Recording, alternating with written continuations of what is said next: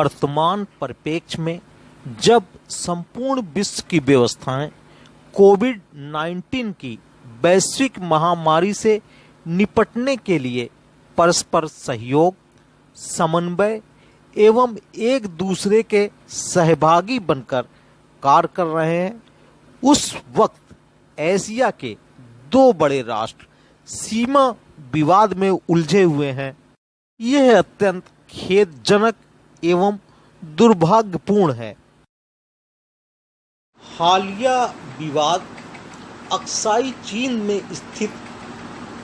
गालवन घाटी को लेकर है, जिस पर 1962 के युद्ध के बाद चीन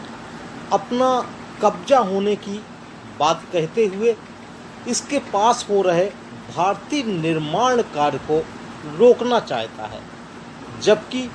भारत का कहना है कि चीन ने वहां पर अवैध टेंट लगाकर अपनी सैनिक संख्या में वृद्धि कर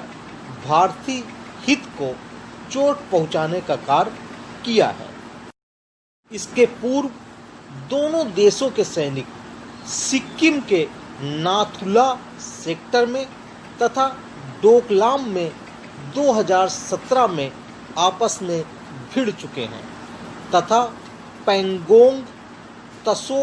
मोरीरी झील पर 2019 में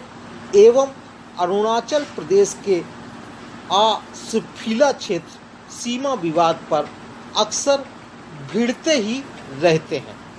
परंतु असामान्य स्थितियों में जबकि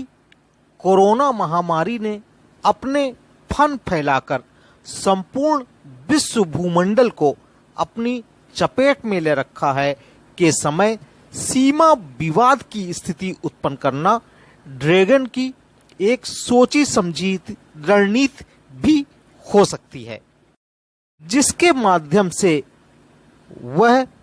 नाटो देशों व अन्य देशों का ध्यान चीनी लैब में तैयार किए जाने वाले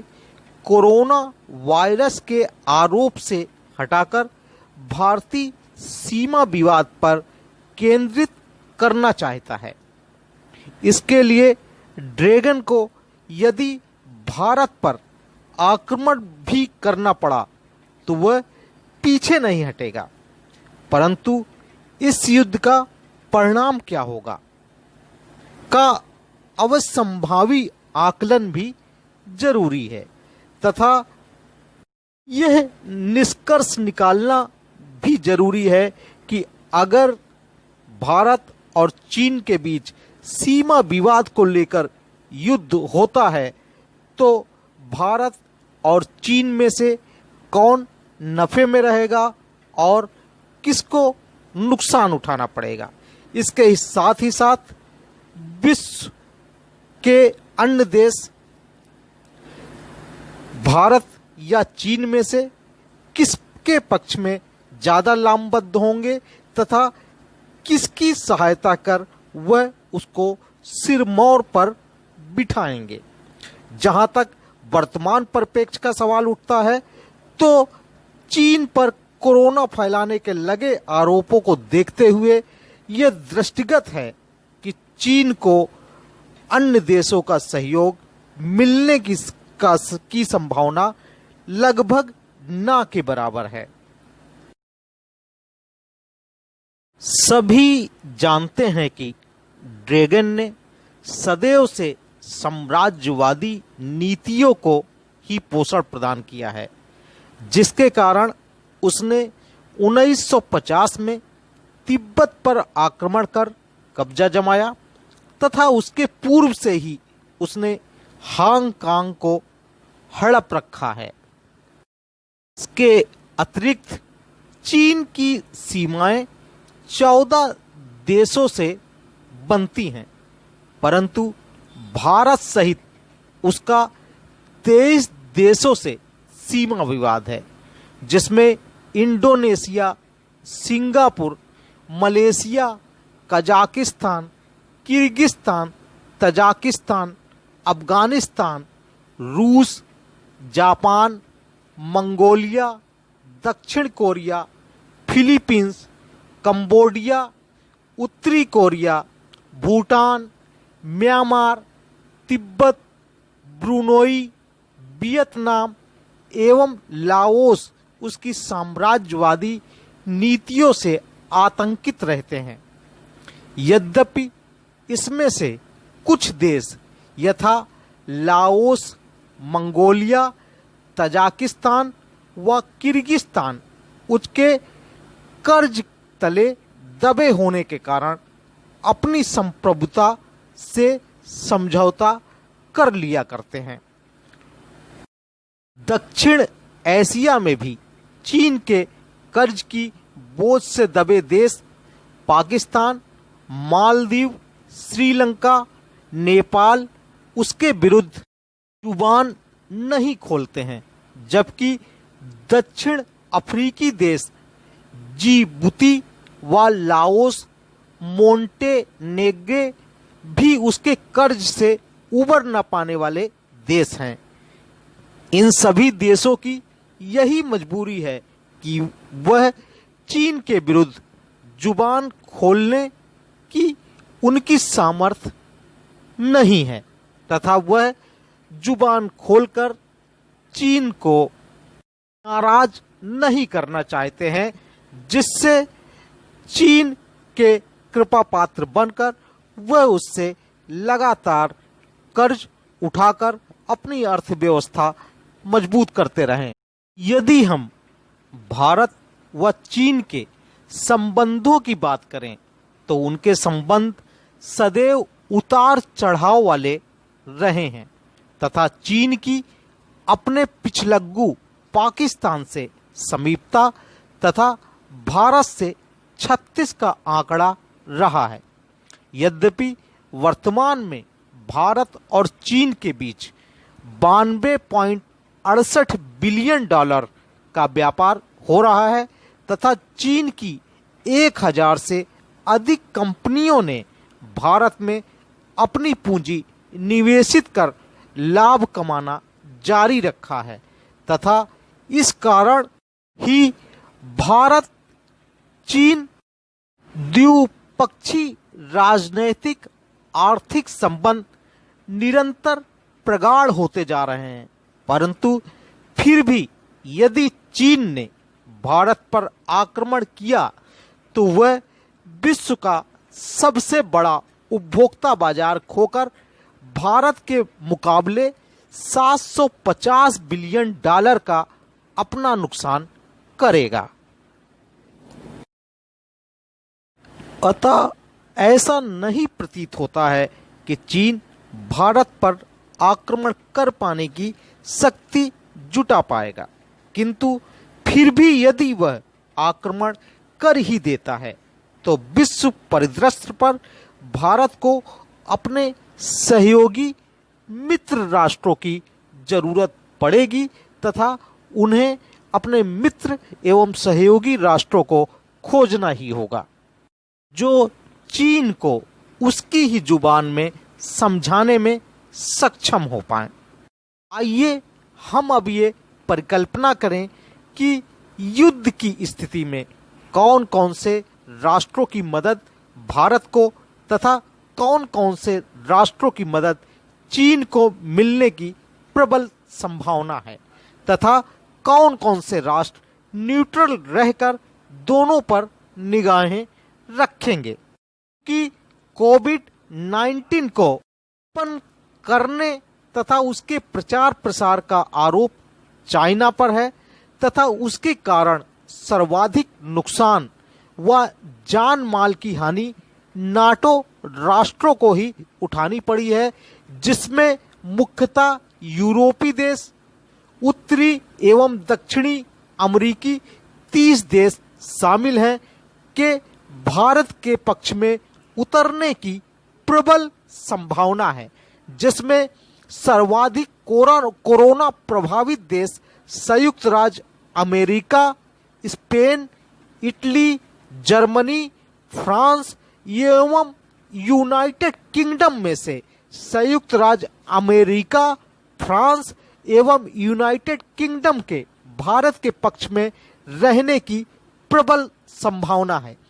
जबकि स्पेन, इटली व जर्मनी तथा अन्य नाटो देश के न्यूट्रल रहने की संभावना है। जहां तक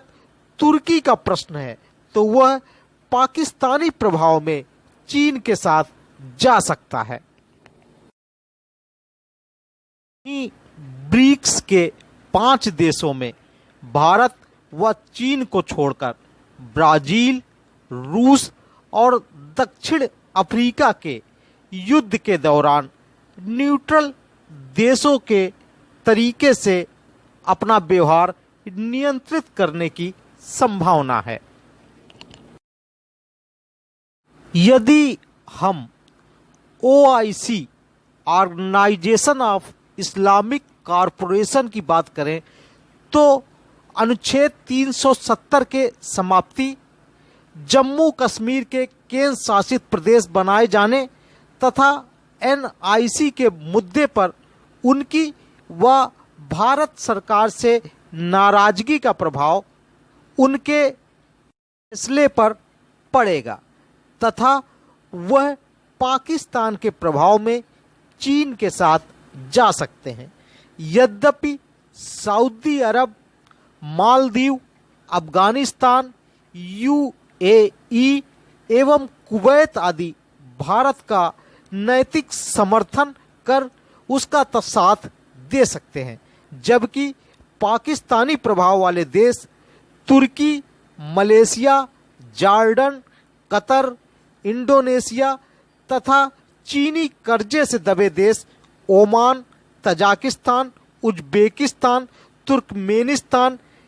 किर्गिस्तान तथा कजाकिस्तान चीन के पक्ष में जा सकते हैं। इसी प्रकार इजराइल के भारत के साथ आने पर मिस्र, सीरिया, बहरीन, सूडान आदि तथा अमेरिका के भारत के साथ आने पर ईरान, इराक आदि भारत का विरोध कर सकते हैं, जबकि अन्य देशों के न्यूट्रल रहने की ही प्रबल संभावना है। जहां तक भारत के पड़ोसी सार्क देशों की बात करें तो इसमें से अधिकांश चीनी कर्जे में डूबे देश हैं, जो कि चीन के साथ ही जा सकते हैं। इसमें मुख्यतः चीन का पिछलग्गू देश पाकिस्तान, बांग्लादेश, श्रीलंका, नेपाल आदि चीन के साथ तथा अफगानिस्तान, भूटान एवं मालदीव भारत के साथ आ सकते हैं। इसी प्रकार विकसित G10 देशों में से फ्रांस, जापान, यूनाइटेड किंगडम व संयुक्त राज्य अमेरिका भारत के पक्ष में आ सकते हैं, जबकि अन्य देश न्यूट्रल की भूमिका अदा कर सकते हैं। इसी प्रकार G20 देशों में से ऑस्ट्रेलिया, यूरोपीय संघ, फ्रांस, जापान,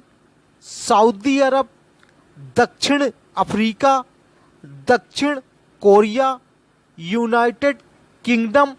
व संयुक्त राज्य अमेरिका आदि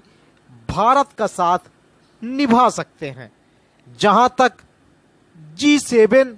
की बात करें तो सबसे ज़्यादा विकसित राष्ट्रों में शुमार G7 में से फ्रांस, जापान, ब्रिटेन और अमेरिका भारत का साथ निभा सकते हैं, जबकि अन्य देश न्यूट्रल रहकर तमाशा देखने को उत्सुक जान पड़ते हैं। इससे यह निश्चित है कि सबसे अधिक विकसित देशों में से G10, G20 व G7 में भारत का अच्छा खासा प्रभाव देखने को मिलता है तथा उस प्रभाव के कारण ही G10, G20 व G7 देश भारत के पक्ष में चाइना के विरुद्ध खड़े हो सकते हैं, जो कि भारत की जीत को सुनिश्चित करता है। इसी प्रकार दक्षिण पूर्वी एशियाई देशों का संगठन आसियान के अधिकांश राष्ट्र चीन व पाकिस्तान के प्रभाव में उनके साथ जा सकते हैं या न्यूट्रल रहकर बाहर से ही दोनों देशों के बीच हो रहे घोर संग्राम का आनंद उठा सकते हैं तथा अपना अपना पक्ष देख सकते हैं कि किसके साथ जाने में वह लाभान्वित होंगे।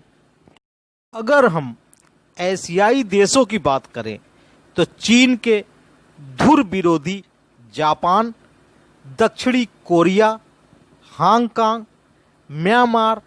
भूटान आदि भारत के साथ तथा Indonesia, Philippines, Malaysia, Pakistan, Nepal, Bangladesh, Sri Lanka, Iraq, Uzbekistan, Syria, Jordan, फिलिस्तीन, कतर, किर्गिस्तान, तुर्कमेनिस्तान, तजाकिस्तान चीन के साथ जा सकते हैं, जबकि इजराइल, ताइवान, सऊदी अरब, मालदीव, अफगानिस्तान, भूटान, कुवैत एवं जापान आदि भारत की तरफ से युद्ध में शामिल होकर चीन की सीमाओं का नक्शा बदल सकते हैं। मिलाकर यदि वर्तमान में भारत चीन युद्ध होता है तो निश्चित तौर पर वह महायुद्ध ही होगा, जिसके तृतीय विश्व युद्ध में बदलने की पूरी संभावना है और इस युद्ध के बाद चीन व पाकिस्तान इस काबिल ही नहीं बचेंगे कि वह अपनी सीमा विस्तार का सपना साकार कर सकें, क्योंकि चीन का भाई रूस, जो कि भारत का भी मित्र देश है, तथा पाकिस्तानी प्रभाव वाले इस्लामिक देश भी चीन को नहीं बचा पाएंगे। यहाँ यह भी गौरतलब है कि संयुक्त राष्ट्र सुरक्षा परिषद के 5 स्थायी सदस्यों में से संयुक्त राज्य अमेरिका, फ्रांस व ब्रिटेन के भारत के पक्ष में रहने की आशा है, जबकि चीन स्वयं अपने विरुद्ध लाए गए किसी भी प्रस्ताव को खुद ही वीटो का प्रयोग कर गिरा देने में सक्षम है। यहाँ यह भी बात ध्यान रखने योग्य है कि यदि भारत और चीन का युद्ध होता है तथा भारत को किसी भी मित्र देशों का सहयोग नहीं प्राप्त होता है तो चीन अकेले ही भारत से सैनिक सामरिक शक्ति में कहीं आगे है तथा उसकी सुदृढ़ अर्थतंत्र उसके विजय की रूपरेखा तैयार करेगी, जो कि वर्तमान परिस्थितियों में इतना आसान नहीं दिखाई पड़ता है। अतः हम तो यही कहेंगे कि भारत और चीन के बीच युद्ध किसी भी तरीके से दोनों देशों के लिए उचित नहीं है।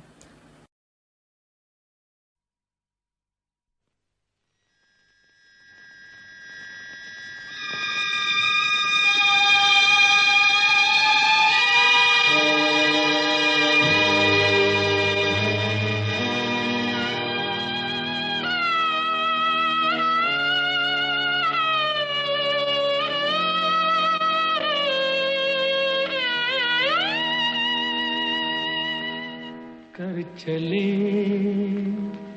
हम फिदा जानो तन साथियों, अब तुम्हारे हवाले वतन साथियों।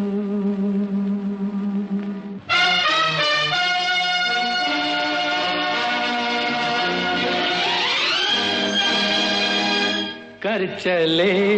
हम फिदा जानो तन साथियों, अब तुम्हारे हवाले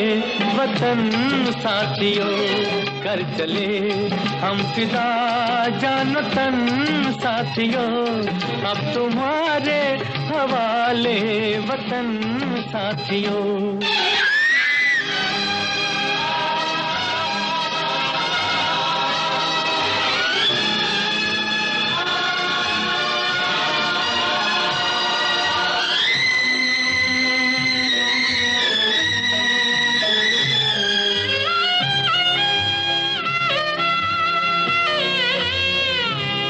सांस थमती गई, नब्ज जमती गई, फिर भी बढ़ते कदम को न रुकने दिया। कट गए सर हमारे तो कुछ गम नहीं, सर हिमालय का हमने न झुकने दिया। मरते मरते रहा बागपन साथियों, अब तुम्हारे हवाले वतन साथियों। कर चले हम फिदा जानो तन साथियों, अब तुम्हारे हवाले वतन साथियों।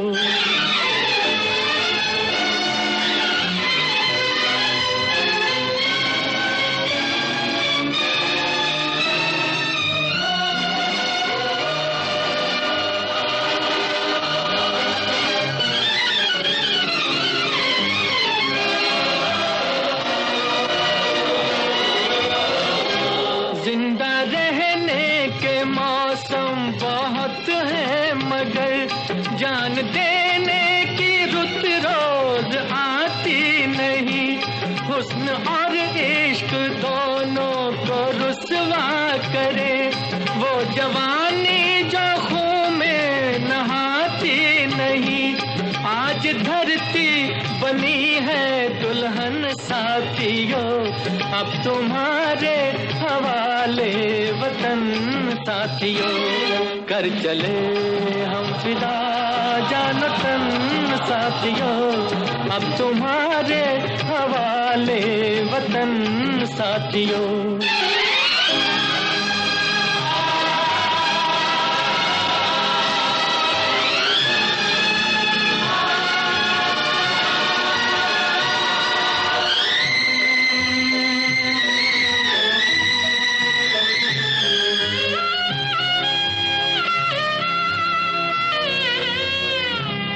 राह कुर्बानियों की न वीरान हो, तुम सजाते ही रहना नए काफिले। फतेह का जश्न इस जश्न के बाद है, जिंदगी मौत से मिल रही है गले। बांध लो अपने सर से कफन साथियों, अब तुम्हारे हवाले वतन साथियों। कर चले हम फिदा जानो तन साथियों, अब तुम्हारे हवाले वतन साथियों।